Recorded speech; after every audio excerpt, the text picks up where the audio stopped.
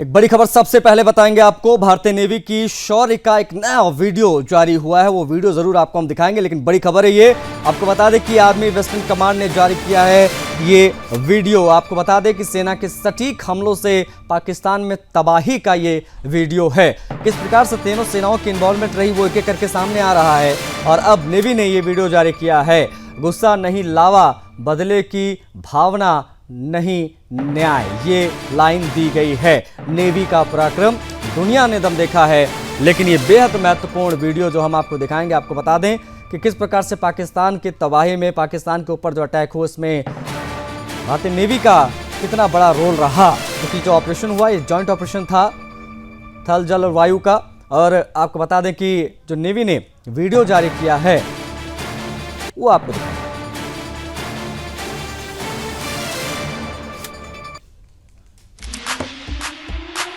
वचन नहीं तूने माना, मैत्री का मूल्य न पहचाना, तो ले मैं भी अब जाता हूँ, अंतिम संकल्प सुनाता हूँ। याचना नहीं अब रण होगा, जीवन जय या कि मरण होगा। टकराएंगे नक्षत्र निखर, बरसेगी ऊपर वर्दी प्रखर, अणधेर नाद का डोलेगा, जगराज काल मुंह खोलेगा। दुर्योधन ऐसा होगा फिर कभी नहीं जैसा होगा। भाई पर भाई लूटेंगे, वायस्कार सुख लूटेंगे, सौभाग्य मनुष्य के टूटेंगे और आखिर की ऊंचाई होगा, हिंसा का पर्दाई होगा।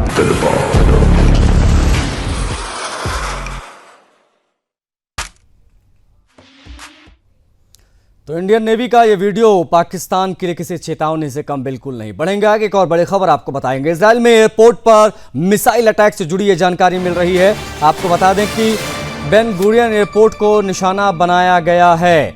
हमले में जुल्फिकार मिसाइल का इस्तेमाल किया गया, ऐसी सूचना प्राप्त हुई है। यमन के हुतियों ने हमले का दावा किया है। तो ये बड़ी खबर है। लगातार जिस प्रकार से वॉर की स्थिति वहां पर बनी हुई है, लगातार अटैक पर अटैक हो रहा है पूरे गाजा में। जिस प्रकार से सिलसिलेवार इजराइल ने धमाके किए, उसके बाद में अभी जो सूचना मिल रही है वो ये कि इजराइल में एयरपोर्ट पर एक मिसाइल अटैक हुआ है। ये बड़ी खबर है इस वक्त की। आपको बता दें ये जो अटैक हुआ ये यमन के हुतियों ने अटैक किया है। ये उनका दावा है कि हमने मारा है और इजराइल में एयरपोर्ट पर मिसाइल अटैक से जुड़ी ये बड़ी खबर है। बता आपको ये देखिए, बेन गुरियन एयरपोर्ट को निशाना बनाने से जुड़ी खबर है।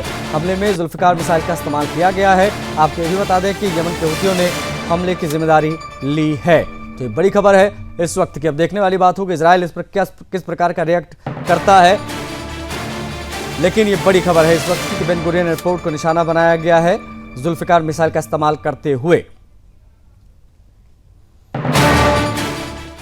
भारत सरकार ने बांग्लादेश से आने वाले कुछ खास उत्पादों के नॉर्थ ईस्ट के लैंड पोर्ट्स से आयात पर सख्ती बरतते हुए तत्काल प्रभाव से प्रतिबंध लगा दिया है। जी हां, यह फैसला ministry of commerce and industries के अधीन आने वाले director general of foreign trade द्वारा शनिवार को जारी एक आधिकारिक नोटिफिकेशन के माध्यम से लिया गया।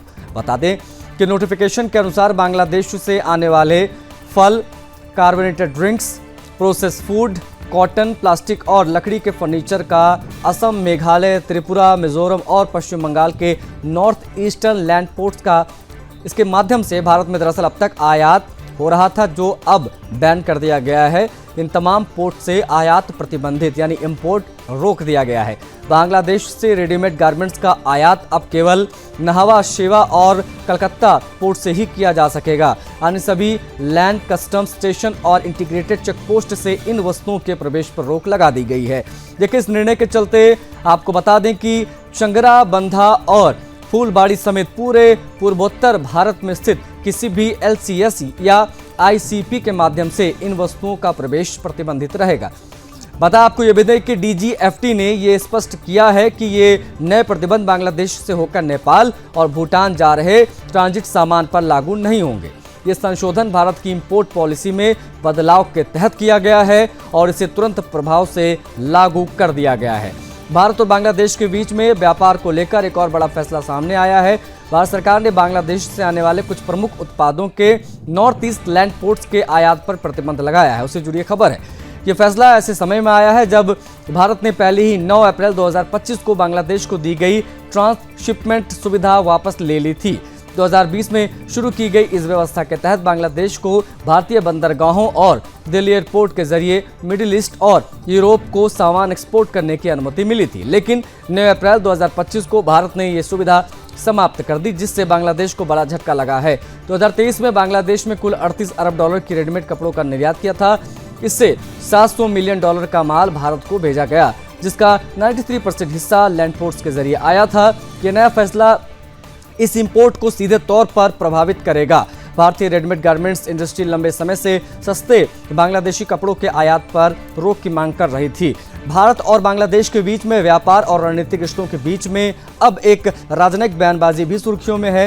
कुछ महीने पहले बांग्लादेश के प्रधानमंत्री मोहम्मद यूनुस ने चीन में एक कार्यक्रम के दौरान बयान दिया कि भारत के नॉर्थ ईस्ट राज्य, जिन्हें 7 सिस्टर्स कहा जाता है, लैंड लॉक्ड हैं, यानी उनके पास समंदर तक सीधी पहुंच नहीं है और इस क्षेत्र में बांग्लादेश समंदर तक पहुंच का एकमात्र रास्ता है। यूनुस ने इस आधार पर बांग्लादेश को समुद्री गेटवे ऑफ गार्डियन बताया और इसे चीन के लिए निवेश के अवसर के रूप में भी प्रस्तुत किया।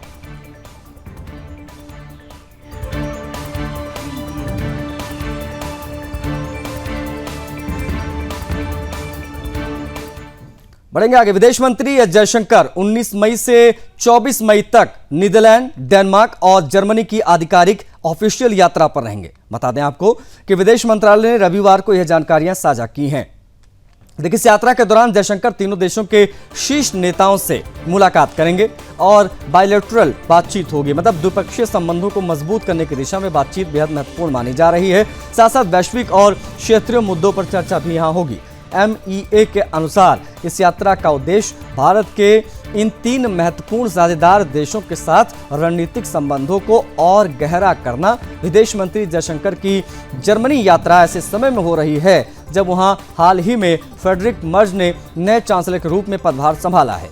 देखिए, प्रधानमंत्री मोदी ने फ्रेडरिक मर्ज को बधाई भी दी थी, आपको याद होगा, और भारत जर्मनी रणनीतिक साझेदारी की ओर मजबूत करने की इच्छा जताई थी। पीएम मोदी ने सोशल मीडिया प्लेटफॉर्म एक्स पर लिखा था कि फ्रेडरिक मर्ज को जर्मनी के संघीय चांसलर के रूप में पदभार ग्रहण करने पर हार्दिक बधाई। मैं भारत जर्मनी रणनीतिक साझेदारी को और मजबूत करने के लिए साथ मिलकर काम करने के लिए उत्सुक हूँ।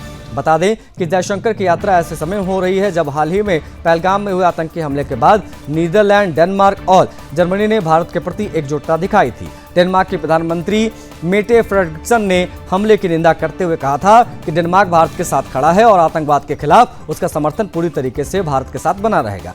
डेनमार्क के पीएम कार्यालय ने एक्स पर लिखा कि पहलगाम से भयानक खबर है। डेनमार्क भारत के साथ खड़ा है और आतंकवाद के सभी कृत्यों की कड़ी निंदा भी करता है। पीड़ितों और उनके परिवार पर परिजनों के प्रति उनकी संवेदनाएं व्यक्त दिखाई दी। इस तरीके से जर्मनी के पूर्व चांसलर ओलाफ शोल्ज और नीदरलैंड के राष्ट्रपति डिक स्कूप ने भी हमले की निंदा करते हुए भारत के साथ खड़े होने की बात कही थी। राष्ट्रपति स्कूप ने कहा कि नीदरलैंड आतंकवाद के खिलाफ लड़ाई में भारत के साथ कंधे से कंधा मिलाकर खड़ा है। अब और भविष्य में भी भारत और डेनमार्क के संबंध ऐतिहासिक और मजबूत रहे हैं। दोनों देशों के बीच में साझा लोकतांत्रिक मूल्य और अंतर्राष्ट्रीय शांति की समान आकांक्षा है। विदेश मंत्रालय के अनुसार भारत डेनमार्क रिश्ते ग्रीन स्ट्रेटेजिक पार्टनरशिप के तहत और मजबूत हो रहे हैं। दोनों देश जलवायु परिवर्तन और सतत विकास के क्षेत्र में मिलकर काम कर रहे हैं। विदेश मंत्री की ये यात्रा न केवल भारत के बहुपक्षीय कूटनीतिक प्रयासों को गति देगा, बल्कि इन 3 देशों के साथ सहयोग के नए द्वार भी यहां से खुलेंगे। अमेरिका के कई राज्यों में पिछले 48 घंटों से जारी भीषण तूफान और टॉर्नेडो ने भारी तबाही मचाई है। अब तक 27 लोगों की मौत की पुष्टि हो चुकी है। सबसे ज्यादा असर जो हुआ है वो मिसौरी और दक्षिणी पूर्व केंटकी में दिखाई दिया है। मृतकों में 18 लोग केंटकी, 7 मिसौरी और 2 नॉर्थ वर्जीनिया के हैं। राहत और बचाव एजेंसियों का कहना है कि मौत का आंकड़ा अभी और बढ़ सकता है क्योंकि कई घायल हैं। तूफान की रफ्तार इतनी ज़्यादा था कि हवाएं 160 किलोमीटर प्रति घंटे की रफ्तार से चल रही थी। कई घरों की छतें और दीवारें उड़ गईं।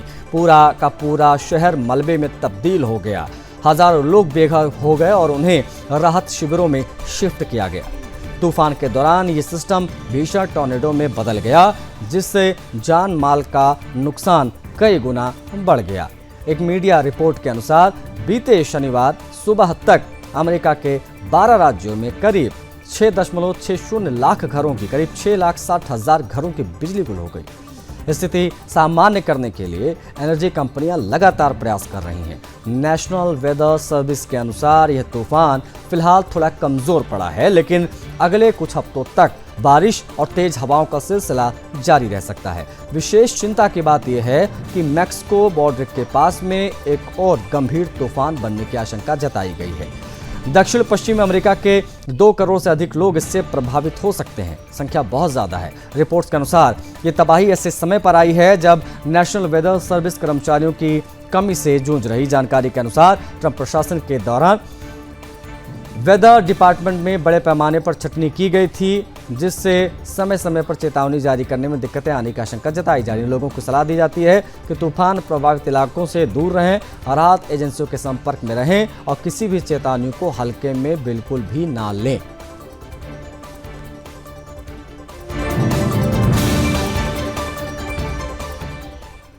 अमेरिका के न्यूयॉर्क शहर में एक बड़ा हादसा पेश आया है। बता दें आपको कि मैक्सिकन नेवी का एक ट्रेनिंग शिप क्वाउतमेउक शनिवार रात ईस्ट रिवर पर बने ऐतिहासिक ब्रुकलिन ब्रिज से टकरा गया।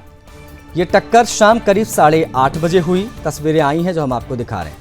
देखिए, हादसे के बाद जहाज का एक वीडियो सोशल मीडिया पर तेजी से वायरल हो रहा है, जिसमें उसका ऊपरी हिस्सा पुल से टकराता हुआ दिखाई दे रहा है। न्यूयॉर्क के मेयर के अनुसार इस हादसे में 2 लोगों की मौत हो गई, जबकि 19 अन्य लोग घायल हो गए। इनमें से 2 की हालत गंभीर बताई जा रही है। हादसे के समय जहाज पर कुल 277 क्रू मेंबर्स सवार थे।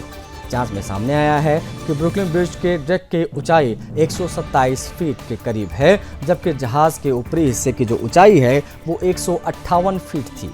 दोनों के बीच 31 फीट का अंतर होने के कारण ये टक्कर हुई। जहाज को पहले यह अंदाजा नहीं था कि उसकी ऊंचाई ब्रिज को पार करने के लिए पर्याप्त नहीं है। अब बताया जा रहा है कि जहाज न्यूयॉर्क के पियर 17 से रवाना हुआ था और आइसलैंड की ओर जा रहा था। हादसे के समय जहाज फ्रेंडली टूर पर था, जिसमें उसे 15 देशों के 22 बंदरगाहों पर रुकना था।